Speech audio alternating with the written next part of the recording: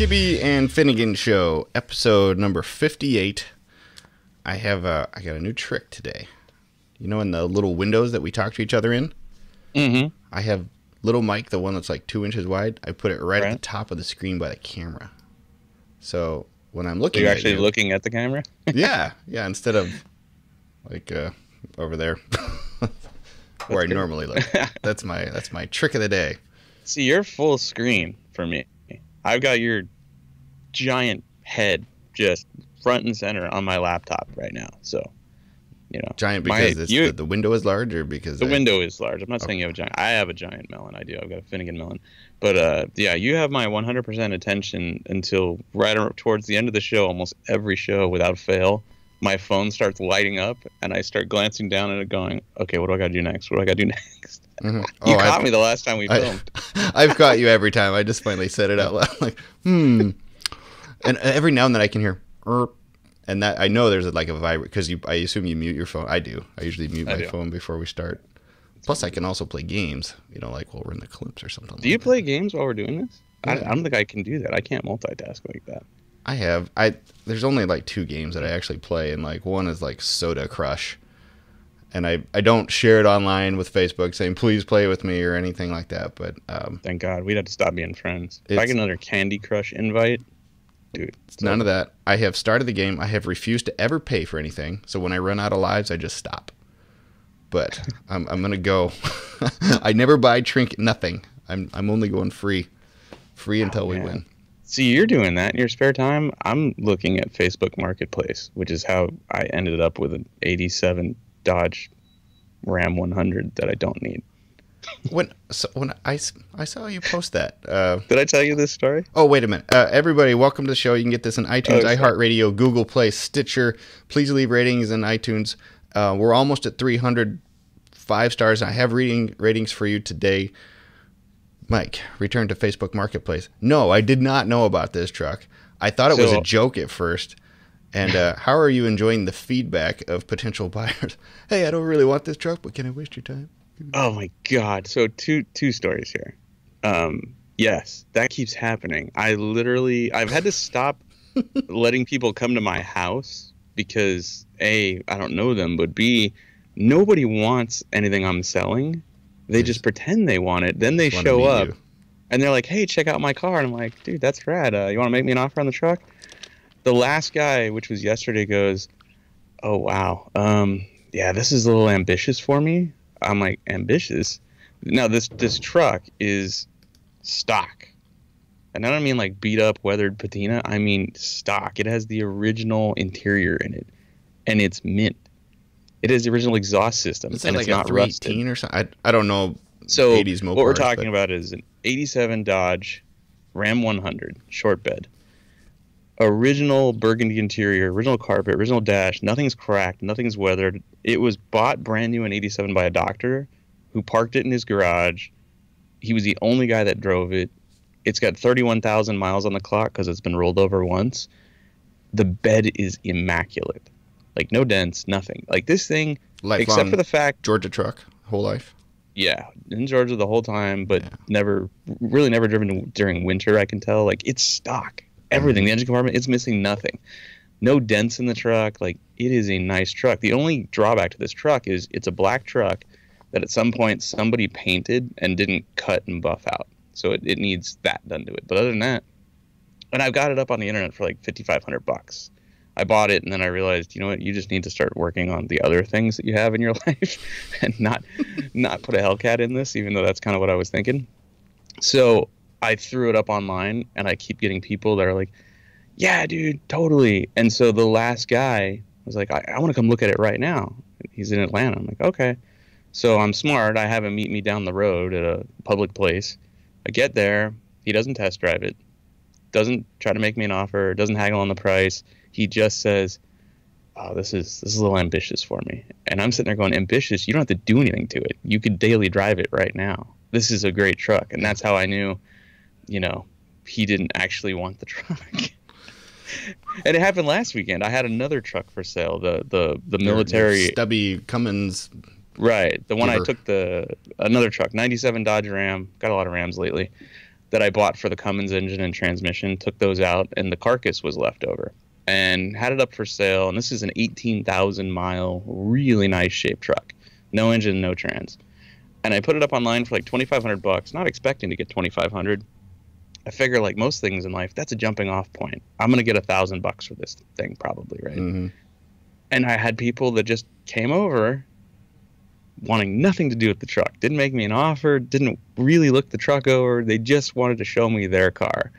And I'm sitting there in normal circumstances. I'm like, that's cool. I want to meet every Roadkill fan.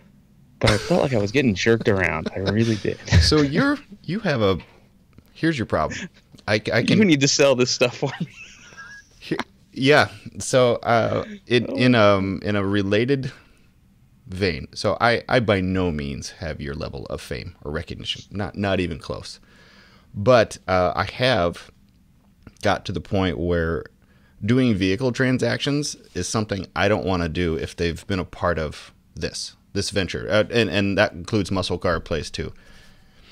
There just needs to be some separation. Because when people have watched you for years on Roadkill, they feel like you're their best friend. Even though they've never met you. And that's a really nice thing too. It's great. But my best friend wouldn't call me up and jerk me around about buying something. They really just want to meet you. You need to put this car, like the General Lee. I've already contacted the place that will sell it if that day comes. I won't sell it. I'm going to go through. Why did you contact them then? Well, because they're a longtime customer of mine. They're called Street Side Classics. I'll just plug them now. Oh, I know who they are. I've seen their website. They do a lot. They kind of do a neat consignment process, but they're just really good at marketing cars. And I'm friends with the general manager now. They've listed their cars on the muscle car place forever. And I just know that they're really good at selling Chargers, especially General Lees.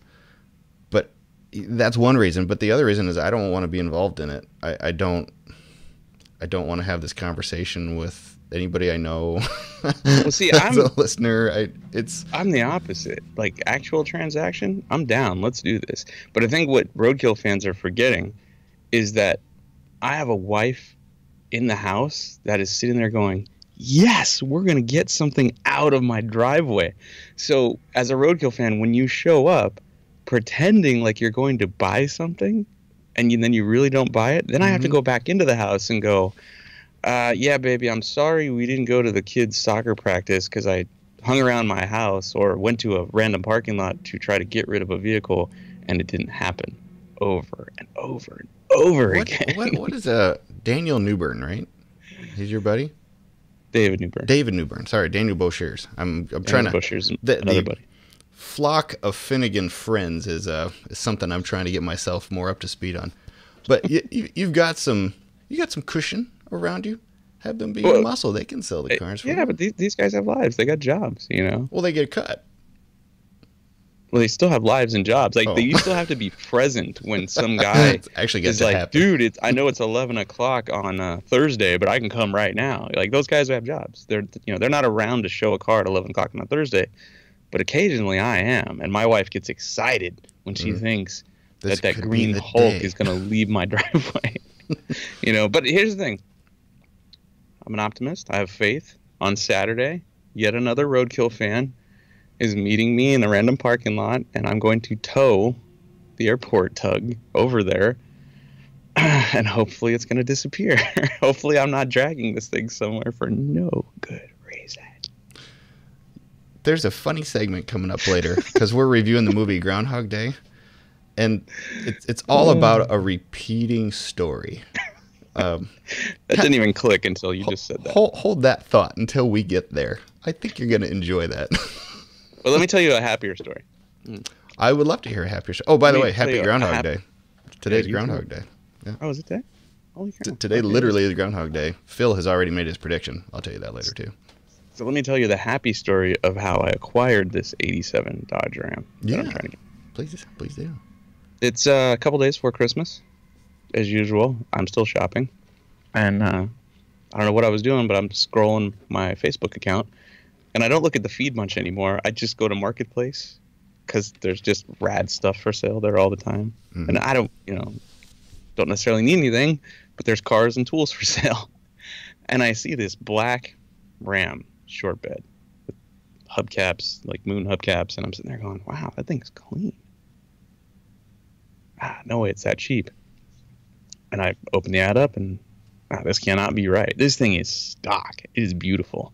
Call the guy up, and sure enough, it's cheap. It's original. He wants to sell it. And I'm sitting there going, you live about 2 hours from me. In between you and I is a shopping mall. I have to go Christmas shopping. Hey, bud. I'll Uber my butt.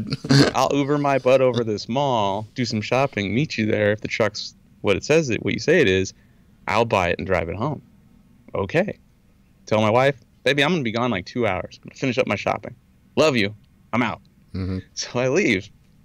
I get to the mall, call the guy, hasn't left yet. Okay, whatever. I'll shop. Get my shopping done, call the guy. I've left. I'm almost to Atlanta. Okay, all right, you're about an hour out. Not bad. I'm going to sit down and have lunch, have a beer. So sit down, lunch, beer, call him up. Yeah, so I'm at exit like 220, and I'm like, whoa, 220. I'm like, buddy, you're going the wrong way. You need to turn around. And he's an older gentleman who has a flip phone and a Garmin GPS. And he can't seem to operate the Garmin GPS, right? So 4 beers later, I call him again. Oh, you're 4 beers later. Okay, I thought he pulled over and just later. Cashed it in. I call him again, and I'm like, buddy, how's it going? And he's ready to pull the plug and try to get home because he's basically lost. And I'm going... Isn't it just the interstate? I'm like, yeah, it's just the interstate. So he somehow on the interstate keeps getting off, turning around, and going the wrong direction over and over and over again. And he's a little frightened because he doesn't know where he is. And I'm like, oh, wow, man. He's following the GPS like he'd follow it into a lake if it just tells him what to do. Oh, dude, Michael Scott, for real, right into the lake. This is the lake! Stop yelling at me! No, it's not yelling! There's no road here! How does he know where to go? That's very impressive. He is 2 exits from me and ready to pull the plug. And he keeps getting off, turning around. And where I'm at, you get off freeway, turn left, go under the overpass. Mm-hmm. And I'm at like a Texas Roadhouse or something right there.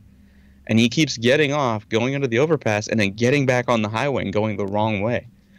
And so I've stopped drinking because I'm like, if this happens, I need a few hours, to get these 4 beers out of my system.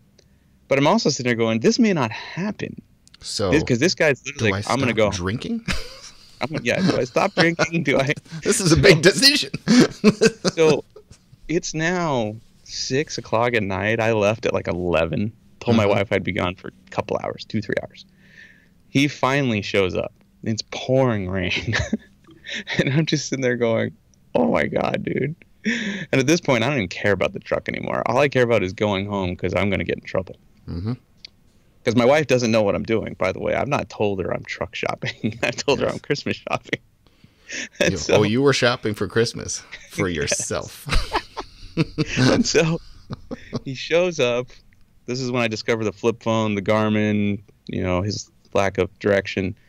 And it's what he says it is. I can't really look it over too well because it's pouring rain. I don't want to lay on the ground. But leap of faith, I buy the thing. How is he going to get home? Wait a minute. I pay him. I teach him how to call a cab because he doesn't have an Uber app on his phone. Obviously, it's a flip phone. And he goes in the restaurant, and I'm sober, so jump in the truck, drive home. He was going to take a cab 1 hour home? What house was he going to get home? I don't know. I took a cab 1 hour to get to this place. You Ubered, though, right? I mean, isn't a cab like $700?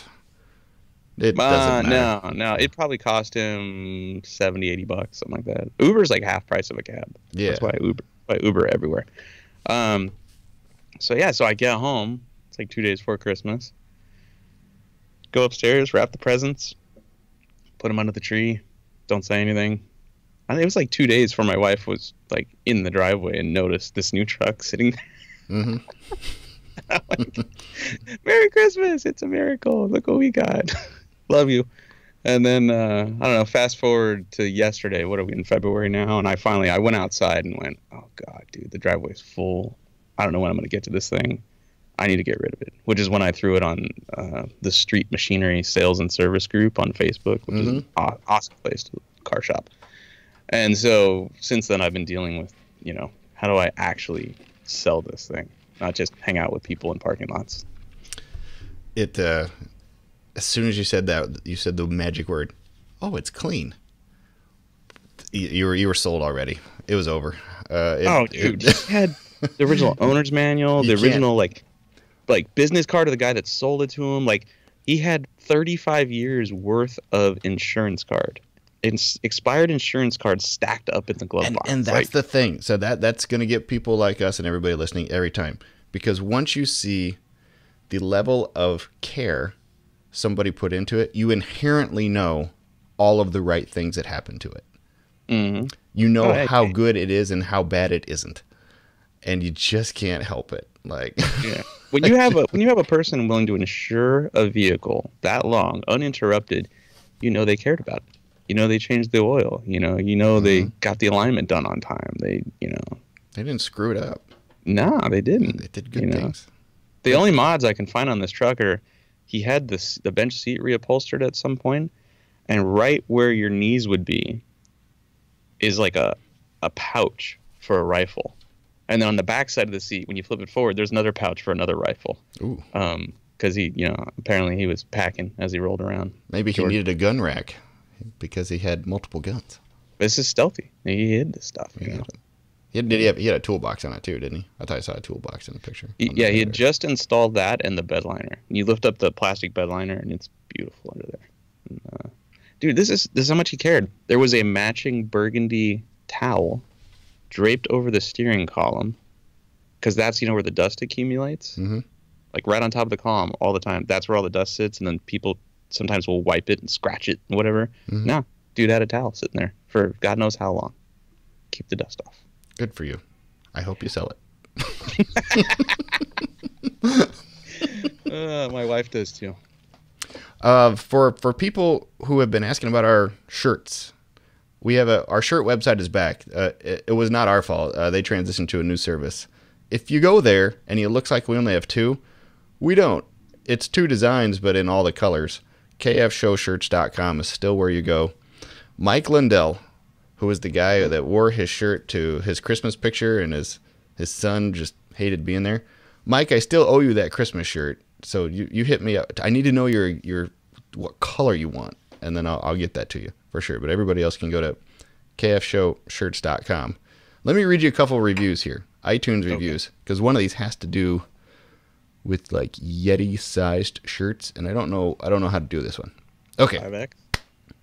Cadenscroft69 says, like a lot of people, I wasn't sure when this popped up on Finnegan's YouTube page, but after listening and not watching, I did like it. He's like, that's the key. I can't look at you people. I cannot watch. He says, I had to listen, not watch. I quickly started to love this show. I've now listened to every single one of the podcasts. Can't wait for more.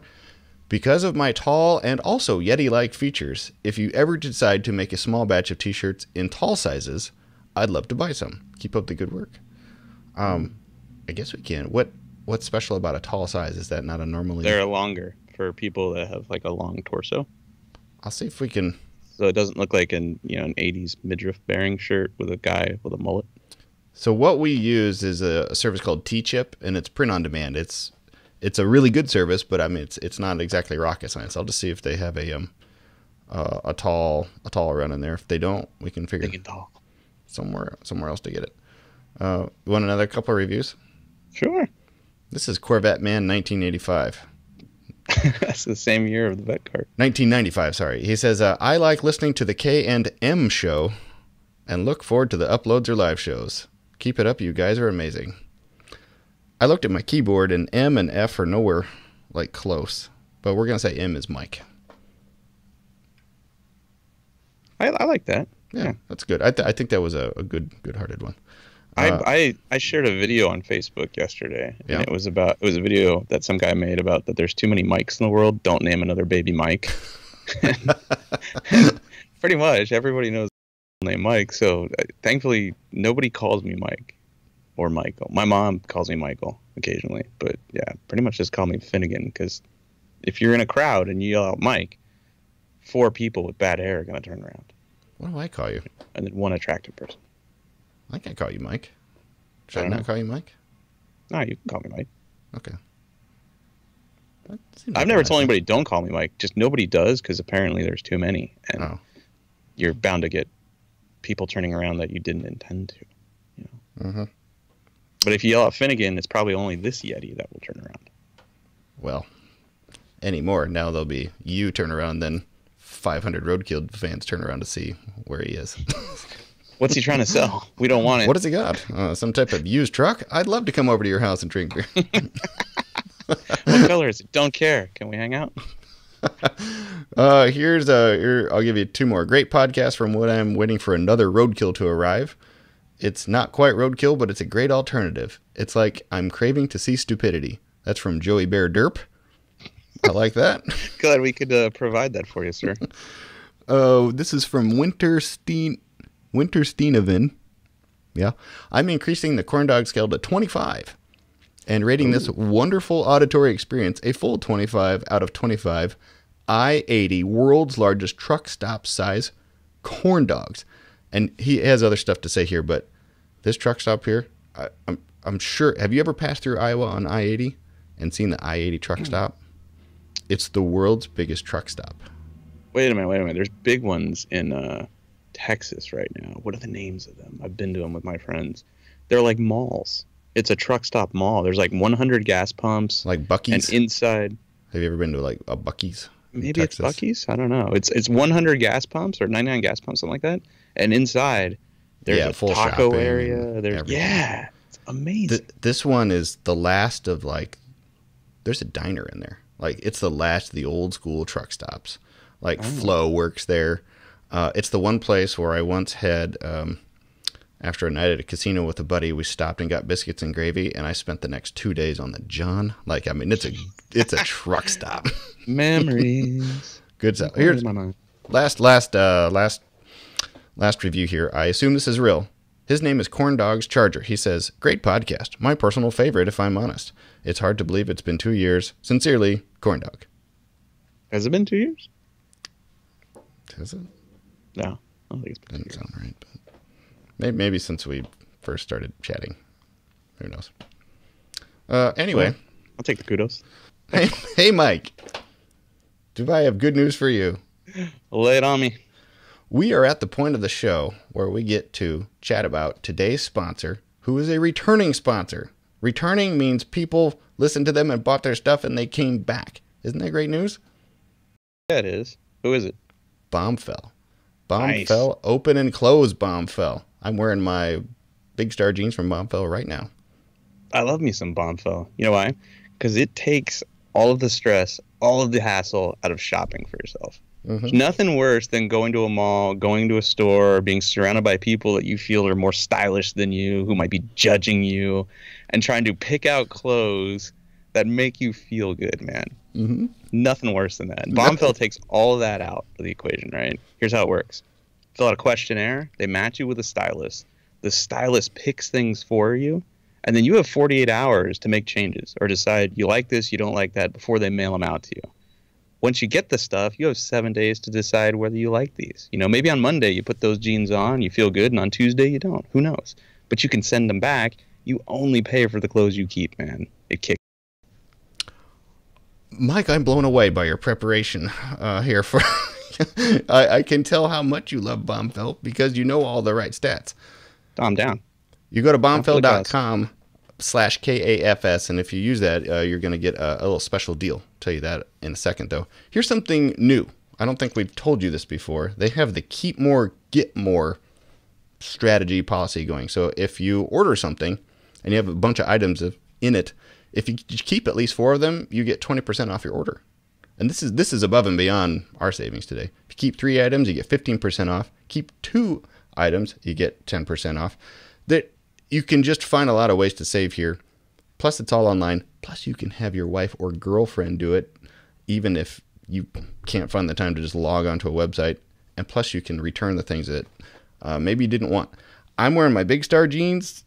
They're my first pair of jeans I ever got from Bombfell. They're great. So here's what you need to do. Go to bombfell.com/KAFS. And when you do that, you're going to get $25 off your first purchase. That's bombfell.com/KAFS. Mike, do you know how to spell Bombfell? This is a test. Bombfell. Perfect. .com. I know what that's from too. I can't stop it, man. Oh, Bombfell, thank you for coming back. Thank you for the cool duds too. It's nice to look good. Okay, I have some gifts. Would you like to have some gifts? Lord knows I like presents. That's why I went out and bought myself a truck 3 days before Christmas. Well, I guess we covered that in great detail. No, I have a present for you. Just a second. Oh, okay. And I was given this present. Hang on a second. So Somebody gave you a present. You're going to re-gift it to me. I'm still cool with that. I was sent by listener Chris Kill a Wolo Dixie air horn. Here's one of the horns right here. Oh. Also included are 2 Dukes of Hazzard wristwatches. Oh my God, he's just giving those away? One for you, one for me. I have one. I have my very first wristwatch ever was a Dukes of Hazzard wristwatch. It was the silver one. I still have the box that it came in. So do I. Dude, a Roadkill fan gave me one a few years ago. And I don't wear it because I don't want to ruin it. I don't even want to open the box. I'll send you this one because they weren't in a box, and I have no idea if they're from the 80s or new. I don't care. Dude, that's awesome. Isn't that great? Does it work? They need batteries, so I'll put a battery in both of them, and I'll send you yours. I'm gonna try to bring it down here when you drive your car down here. Okay, hang on. I'm definitely gonna. I don't want to risk it getting lost in the mail. Chris, I don't have a lot of luck with mail. Chris, thank you for this. This is yeah, that's really cool. cool. Thank you. Okay. Next thing. More presents? Yeah, I'm keeping these though. I'm just telling you I got them. This is from Brian Anderson, who I bought the General Leaf from. Okay. And when I got the General home, I did not notice that he had a little care package in the back seat. I found it 2 days later, and inside are like all these little trinkets, like Cooter's Dukes of Hazzard barbecue sauce, unopened. You tried that? No, I might keep that close to. A General Lee RC car. Whoa, that's cool. It's been lowered. It's got a chin spoiler. Okay, wait on this.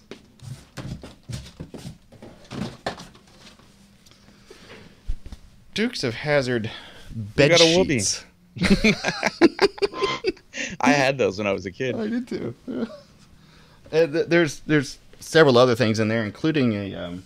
Sadly, they don't make those in king size. No, they don't. Including another balance resistor for the car. That's all sorts of cool stuff in there. But I wanted to thank Brian publicly for that. Somewhere in this video, we got to put a video in of Brian, because one of the things he did with his General before he sold it was he took it out in his dad's field and did a bunch of donuts in it, and it's pretty good. He actually popped the original radiator out of the car doing it. But that's how you know you bought the right car. Yeah, like when it comes with bed sheets and jam, that and a wristwatch. That's how you know. That is for sure. We do have Groundhog's Day to get to. You had sent me something right before we started recording though, and I kind of wanted to see if we could chat through that. Is that okay, or is it the thing about John Schneider? No. Did you read about that? Is he going to jail? He may if he doesn't pay child support to his ex-wife. I did read about that. Whose name is Elvira. And dude, did you look at the amount? Imagine this.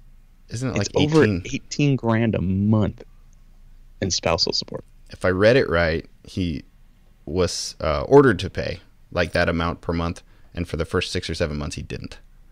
Or that's the claim, I guess. Who knows what actually happened? But dude, we'll never know. But the news report I read said like he owes like 184 grand or something. Like it's been a while.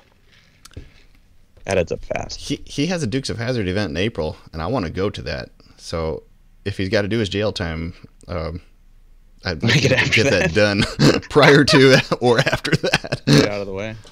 And I really want to. What a mess. Dude, 18 grand a month. Like who? At some point, like I don't know, our legal system I think is a little irrational. Like, who needs 18 grand a month in spousal support? Like, even if you don't want to work, like I get it. Okay, you don't want to work, whatever it is, or you can't work, whatever your circumstances is. Do you really need 18 grand a month from your ex-husband?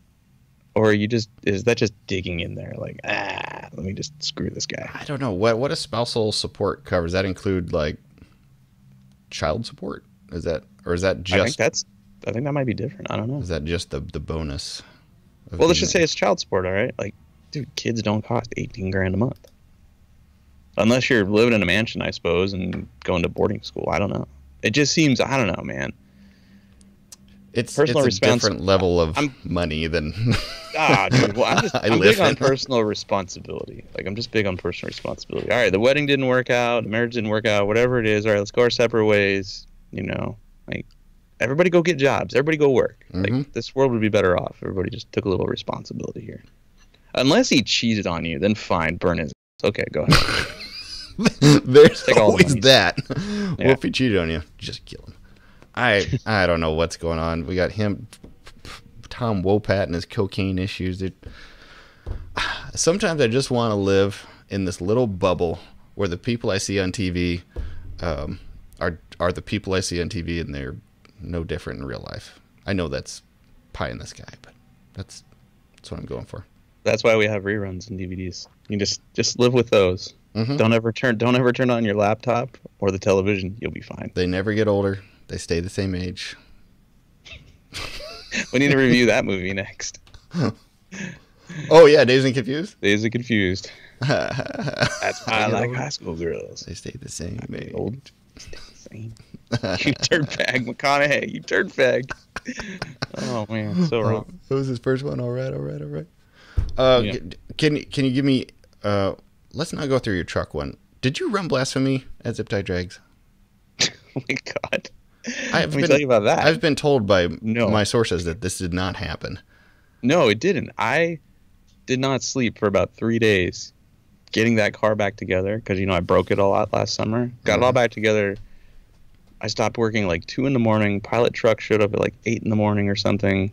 Put it on the pilot truck, shipped it to Arizona, got there.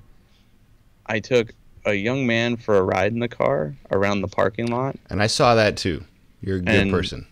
We did burnouts together in it, and like in a corner of the parking lot where nobody was around. Did a couple of burnouts, went back, parked the car, and the next thing I know, the panhard bar is bent in half, and the axle is sticking 6 inches out one side of the car.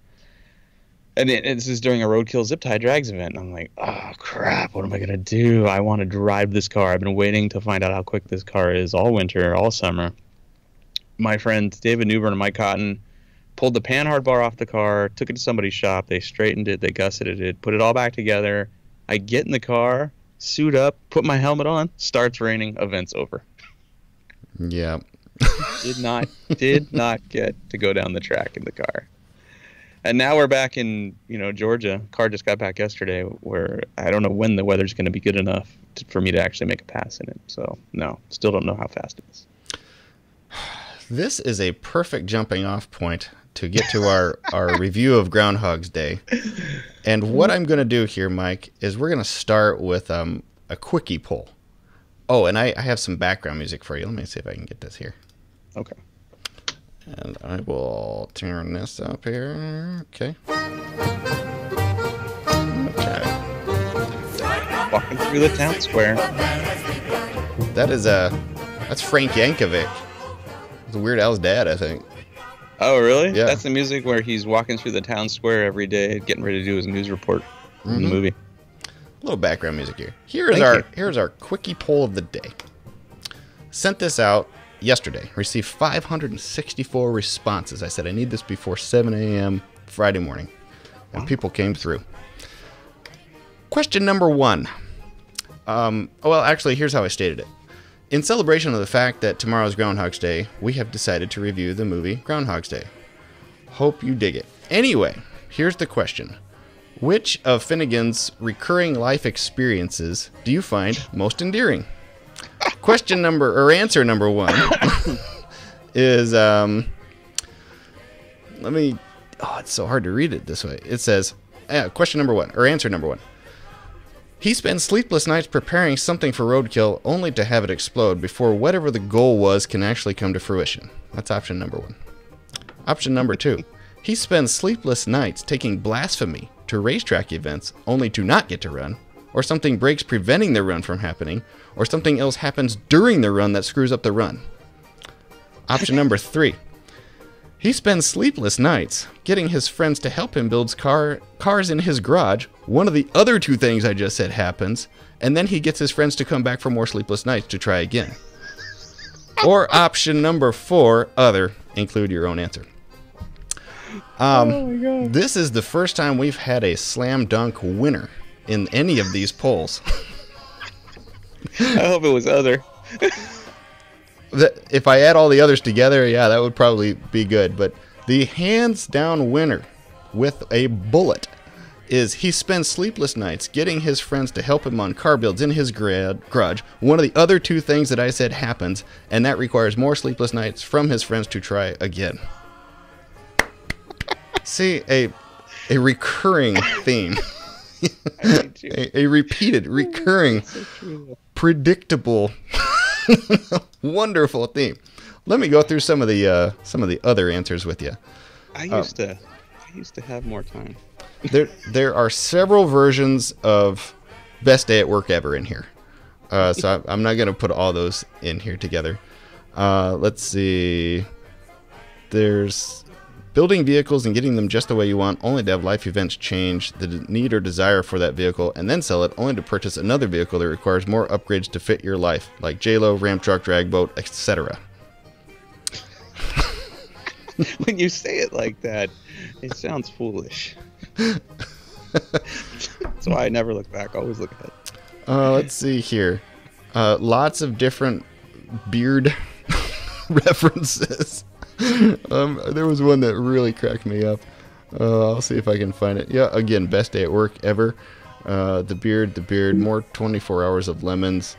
He never gives up and finds a way. And then, this is a dumb poll. That's the last answer. But, I mean... That guy's right. That was a dumb poll. That's correct. That was really good. 227 people voted for the winning answer. The sleepless night, horrible things happen, get friends back for more sleepless nights. And now, Mike, we are ready to review the movie that is the theme of your life, Groundhog Day. Release date in the theaters, oddly enough, not on Groundhog's Day. It was released February 12th, 1993, starring Bill Murray, Andy McDowell, Chris Elliott, directed by the great Harold Ramis. Mike, do you have a summary review of this wonderful piece of Americana? Oh, you know I do. And here it is. The universe is a tricky son of a... and you are not going to cheat it out of a good time. And in the case of the Harold Ramis and Bill Murray flick Groundhog Day, the good time comes in the form of tormenting Murray's character, Phil Schuler, who is a self-absorbed, narcissistic Pennsylvania television weatherman. Schuler is angling for a network television gig, a reprieve from the lame local weather reports he's grown accustomed to performing at WPBH. He just needs to handle one last assignment, covering the annual February 2nd sighting of Puxatawny Phil, a nearby furry sage whom the nation looks to make the call whether winter will continue for another 6 weeks after Groundhog Day. Now, Schuler has spent the last 3 Groundhog Days in the tiny town of Puxatawny, and he loathes the lack of square footage as much as he does the seemingly simple-minded inhabitants. Did you write this? Yes. He's pretty much mailing in his weather report this time around while treating those around him like dirt when the universe sends him a cold front right up his shorts. For what seems like an eternity... Are you sure it's like Wikipedia? For what seems like an eternity, Phil is trapped in Punxsutawney on Groundhog Day, and he's the only human aware of his predicament. Mm-hmm. Once the realization that he's repeating the same day over and over and over again, no matter what he does for 24 hours, sets in, and the rest of the world is oblivious to his plight, he runs the gamut of emotions. He's distraught while attempting to convince his producer, Rita, played by Andy McDowell, of his predicament. Mm-hmm. He revolts by driving drunk and robbing a bank truck while attempting to change anything about his day that might bring about a new one. Later, he's suicidal as he takes Punxsutawney Phil for a ride off a cliff in an old Chevy C20 pickup. But ultimately, Phil learns to become a better version of himself. He doesn't change, he's still sarcastic, but he does learn to love Rita and the townsfolk while working to deserve the love of both. He saves a kid from a falling tree. Mm-hmm. He feeds the homeless. Mm-hmm. He helps a quivering couple to the altar. He even performs the Heimlich maneuver on the mayor of the town. And in the end, Phil becomes a better man, and the universe finally lets the calendar lumber forward to February 3rd. Once he realizes he's free, Phil decides to stay in Puxatawny with Rita, and they all live happily ever after. I am so impressed. I'm not done. Oh, sorry. I'm not done. I have notes. All right, so my favorite scene in the entire movie is when the dickhead version of Phil is desperate to escape town, right? And he's on a payphone. He's at the operator about the long-distance lines being down. And remember, this is 1993, so not everybody had a cell phone, even Phil. Yeah. And he barks, "Don't you have some sort of line for celebrities or emergencies? I'm both. A celebrity in an emergency." And 2 seconds later, while standing at the payphone, a guy walks by with a snow shovel and hits him in the head. See? Universe. And then I really loved the montage of Phil getting slapped by Rita over and over again as he tries to woo her. Every day. It's a different day every slap. Oh, God, it was awesome. Watching Bill Murray get slapped is awesome. His face is just fantastic. And so here's some notes, right? The lady who runs the bed and breakfast, Miss Lancaster, is played by Angela Patton. All right. Now, this is the same lady who sits next to Holly Hunter in the movie Home for the Holidays. They're on the airplane, and she's disgustingly eating hard-boiled eggs and salting fried chicken and eating them next to her on the plane while talking incessantly. Yeah.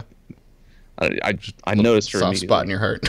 Oh, my wife loves the movie Home for the Holidays, so I've seen it a bunch, and I recognized her immediately. The groundhog's name was Scooter. All right. You already told us. Yeah, that's his real name. They name groundhogs. They do. And you already told us this movie was directed by Harold Ramis. He also co-wrote the script, right? But this is the movie that destroyed his relationship with Bill Murray in real life. It is. They stopped talking for 21 years and didn't reconnect until Ramis was ready to pass away, which sucks. And I looked. Murray's never really addressed the issue. There's been a whole bunch of news reports and interviews by other people, but he's never really said what happened and why he refused to speak or work with Ramis again after that. More notes. The mayor is played by Murray's brother, Brian Doyle Murray, and who coincidentally also played Mr. Shirley. Brothers? Yeah, they're brothers. Murray's got brothers. I had no idea.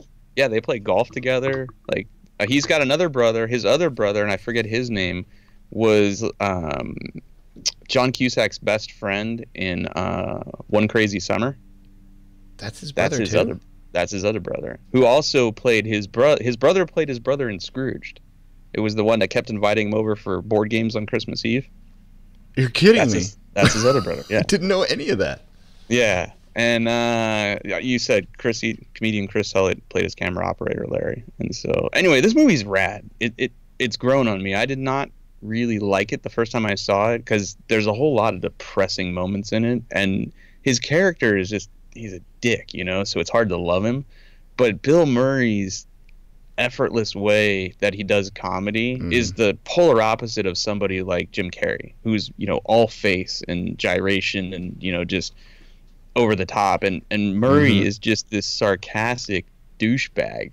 And just the looks, you notice he never really yells. It's just the faces he makes and his sarcasm that really just makes him hilarious. He can say the same words with two lilts in his voice, and one of them's really funny, and one of them's like serious. Yeah. Well, and it's interesting. I wonder what he's like in real life, because a lot of comedians are just dark individuals in real life. They're just not happy people, and so you kind of see a tinge of that in Murray in some of these roles. Like when he played Scrooged, when he was in that role, it was very kind of similar to this one. And so, who knows what he's like in real life? I don't know, but I sure as hell love watching him on the big screen. So I give this movie 9 corn dogs. 9 full corn dogs. 9 Punxsutawney corn dogs? Oh, yeah. Footlongs. Prepared Mike is a amazing thing.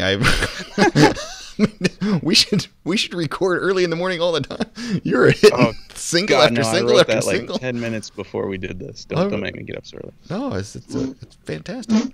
Well, and sadly, the reason we're recording so early is I was supposed to go film with somebody else today, and they just flaked out on me. So I didn't have to get up as early as I got up. But hey, I got the whole rest of the day now. Yep, we can get a lot more crap done today. Yeah. Okay, so here's what I got, and this is a movie I hold there. This is one of my best friends, like one of his top 5 movies. And he had great taste in movies, so I've always loved this one. I will watch this today. Today is Groundhog's Day. I think AMC runs it on a loop or something like that. I will absolutely watch it. It does. For some people, there's been some investigations on how long people think Phil was in the loop. Because in the movie, it seems like he's in the loop for 20 days, 30 days. But some people think it was like 30 years. Yeah, I think Ramis said it was 40. 40 years? Oh, wow. No, 40 days. 40 days. 40 days. Okay. Yeah. There's a lot of religions that like this movie because everybody kind of claims what is happening to him to their religion. But the purgatory is probably the most common one. Like they think Phil's in purgatory. Puxatani is his hell. Yeah. And he is trying to earn a way out, and only at the end when he starts doing redeeming things does he get out. Every day that he tries to do something more and more selfish, it just keeps getting worse. Yeah. Well, and the selfish part was the funniest part. Once he realizes he's stuck and he kind of revolts, I mean, the stuff he does is hilarious. You know, like he's learning as much as he can about everybody in town so he can sleep with women, you know, and drive drunk, rob a bank truck. I mean, he's living his best life. There are many funny. I'm gonna play you this one. See if you can tell me the scene here. You can only hear it. I thought we were going to a costume party. It's like I said. I love this film. I've seen it over 100 times. Phil? Told you. Call me Bronco. So that's the chick Nancy that he sees her every day, learns everything he can about her, and makes her believe they went to high school together in English class, even though they didn't. And then he convinces her to go out on a date, and he's dressed up like a cowboy. And what movie were they going to see? Well, they were going to see like a Clint Eastwood movie. But that wasn't Nancy. That was another girl. Nancy walks by. And he goes, "Hey, Nance, nice to see you." Oh, that's right. Oh, that was my fiance. She doesn't remember me now. That's right. Maybe my favorite silly moment is like Ned Ryerson, the insurance salesman. God! When he finally Ned. I'll play you a little bit. I won't play the whole thing, but it's play the last one. So like every day he runs into this guy from high school who's trying to sell him insurance, and this guy Ned Ryerson totally annoys him. And at the very end of the movie, he does something to just scare the hell out of Ned and make him run away and stop annoying him. It was beautiful. That one I don't have. I only have the beginning one, like was Ned Ryerson. I could talk to you, but I don't want to. It's that whoever that actor is, he plays like the perfect kind of like nasally nerdy voice. You'll I'll play this little clip here. I won't play much of it, but when you hear this song, you always think of this movie. Then put your little hand in mine.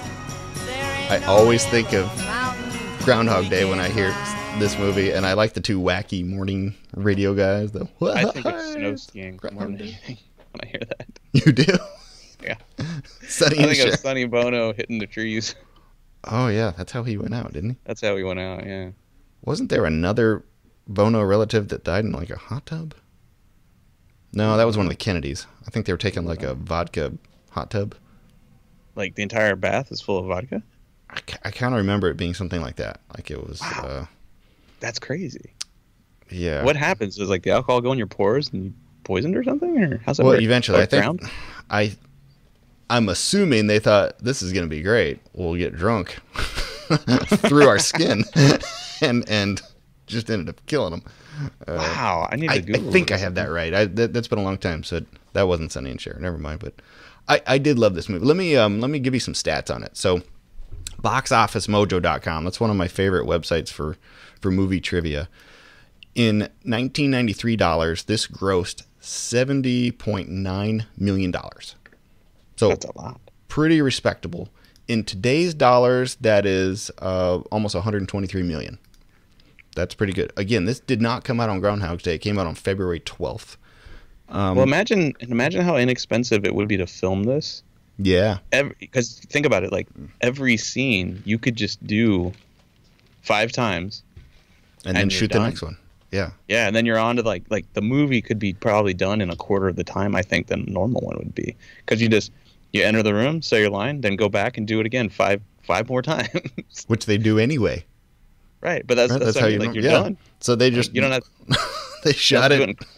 Just do it again, Phil, or Bill, whatever your name is. Have you seen on Netflix this movie called A Futile and Stupid Gesture? Do you know what I'm talking about here? Go look that one up. This is the story of Doug Kenny, and he was one of the guys who started National Lampoon magazine. He was the guy that was Saturday Night Live before there was a Saturday Night Live.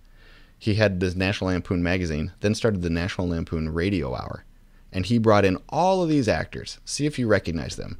Bill Murray, Chevy Chase, Harold Ramis, Gilda Radner, John Belushi.